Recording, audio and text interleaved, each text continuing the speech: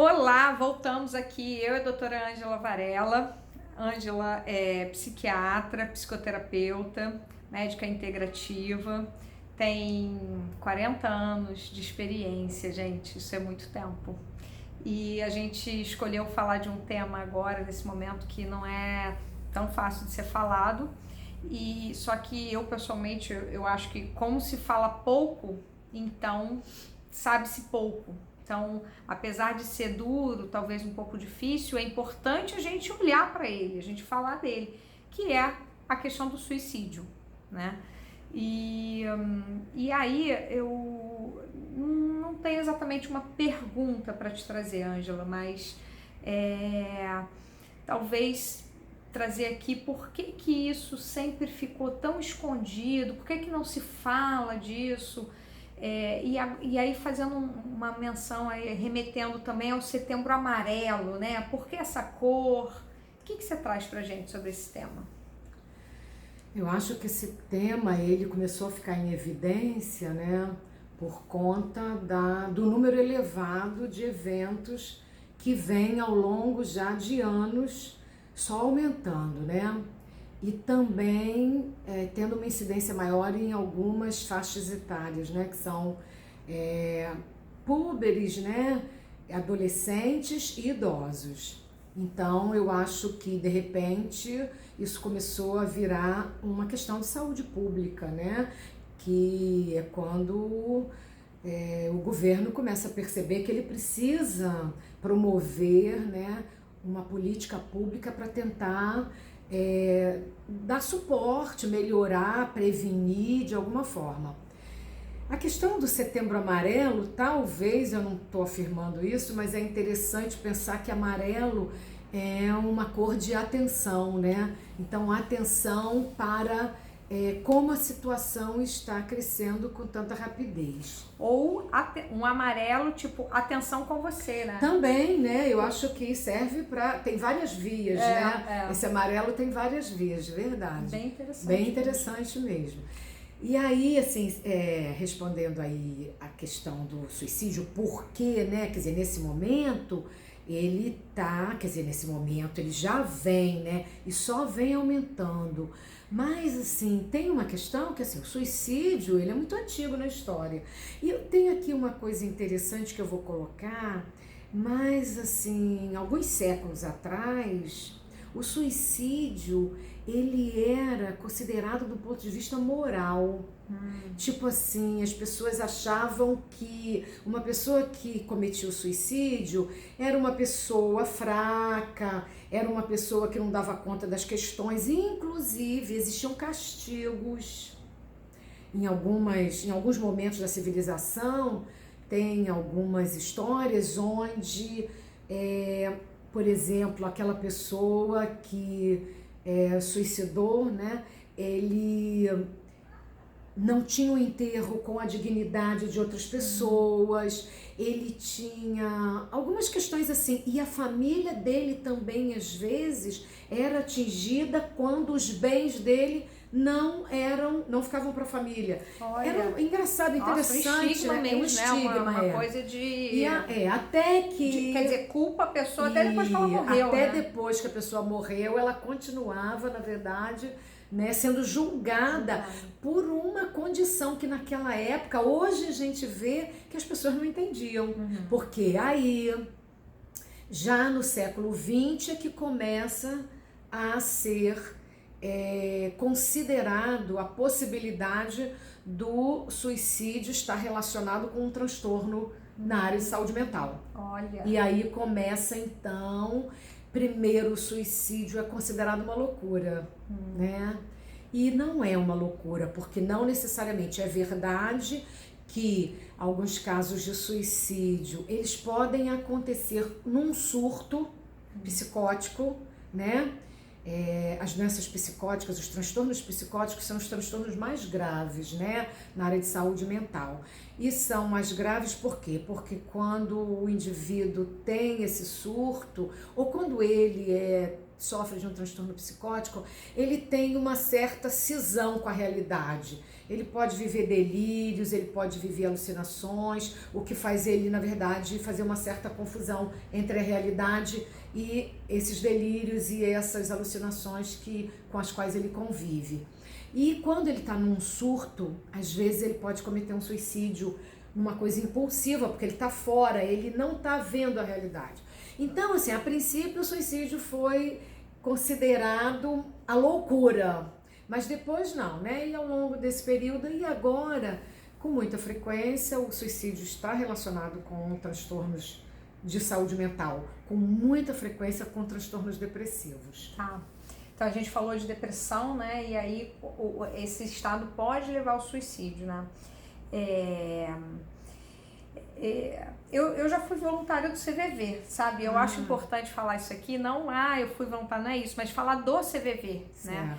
Que é um trabalho muito lindo, que acontece há muitos anos, que é de apoio a pessoas, né? Antigamente era apoio às pessoas que querem cometer suicídio, não, é apoio à vida. Isso. Né? E lá eu aprendi muito sobre ouvir realmente o que a pessoa está falando, e tinha um ponto que, assim, em geral, antes da pessoa se matar, ela pede ajuda. Né? Com certeza. Então, eu trago isso assim, com uma preocupação de falar para as pessoas enfim, prestarem atenção com quem você convive. Né? E eu vou ser sincera, assim, não é só com quem está dentro de casa. Né? Eu acho que eu moro em apartamento, no meu apartamento tem porteiros, né? E eu mexo, hoje você tá triste, você tá bem, sabe?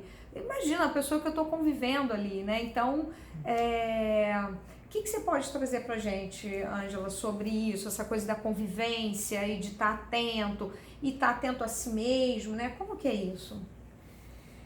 Eu acho que, assim, na convivência, uma coisa fundamental é a atenção ao outro.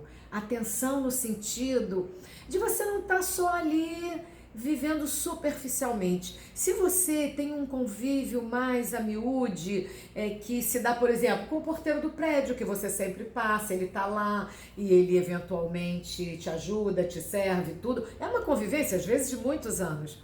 E outras pessoas também, as pessoas com quem você trabalha, as pessoas com quem você inclusive passa pela rua e vê com frequência. Não custa nada que a gente preste atenção nessas pessoas. E às vezes, estar atento e ter uma escuta, que a gente chama assim de uma escuta diferenciada, faz toda a diferença. Porque às vezes a pessoa, quando diz alguma coisa, ela está dizendo algo que, se você souber traduzir direitinho, com atenção, eu digo em situações onde você desconfia que as coisas não estão muito bem, né? Então, assim, às vezes a pessoa está pedindo uma ajuda, ela está falando de um sofrimento, né? Porque tudo começa com um nível de sofrimento que aquela pessoa não consegue dar conta. Seja porque ela está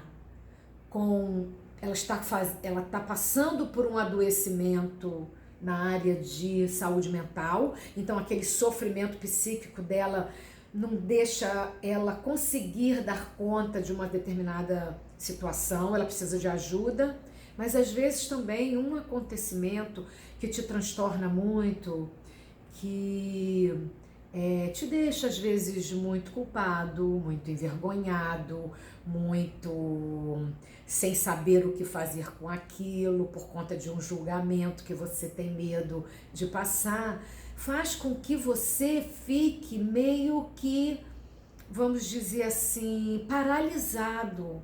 E aí, as perspectivas que outras pessoas que não estivessem passando por aquela situação ou que não estejam passando por aquela situação conseguem ver, aquela pessoa que está passando não vê. E ela vai ficando dentro de um cubículo onde ela só vê as mesmas coisas, né? Então, assim, é muito importante que a gente preste atenção, né? Se alguém começa a se isolar, tá sempre triste, a questão da automutilação é uma coisa que tem sido muito frequente. Quando alguém está se automutilando, ela está num nível de sofrimento. E a gente precisa prestar atenção E já falamos disso num outro vídeo sobre depressão, que é a questão do acolhimento. É a escuta diferenciada, é escutar com o coração, eu diria até assim. Escutar com a mente, sim, porque a mente ajuda a elaborar e tudo. Mas escutar, antes de mais nada, com o coração, no sentido de poder acolher aquela pessoa naquele sofrimento que ela está ali expressando, né? E mostrar para ela que ela não está sozinha.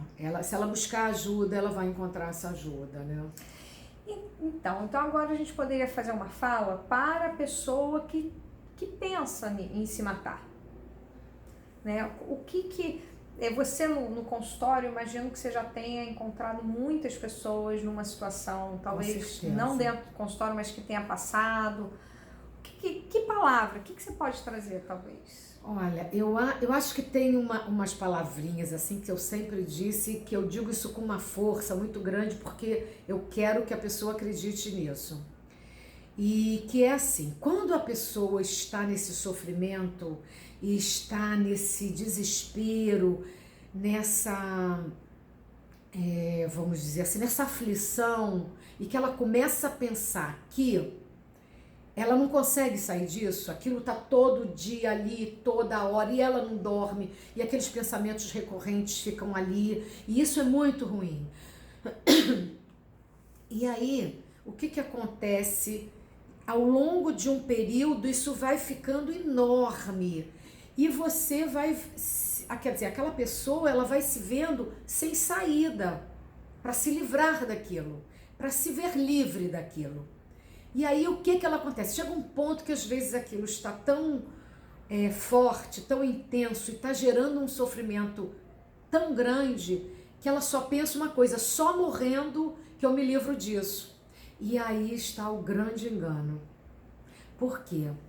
Porque essas pessoas que estão passando por esse momento, e se você já passou por isso, ou está passando, ou tem medo de passar, ou conhece alguém, é muito importante nós entendermos e tentarmos fazer quem está passando entender também que o que essa pessoa quer é o seguinte: ela quer se livrar do sofrimento, ela quer se livrar deste mal-estar, desta angústia, dessa coisa que a encurrala, que a deixa sem, né, assim, sem perspectiva.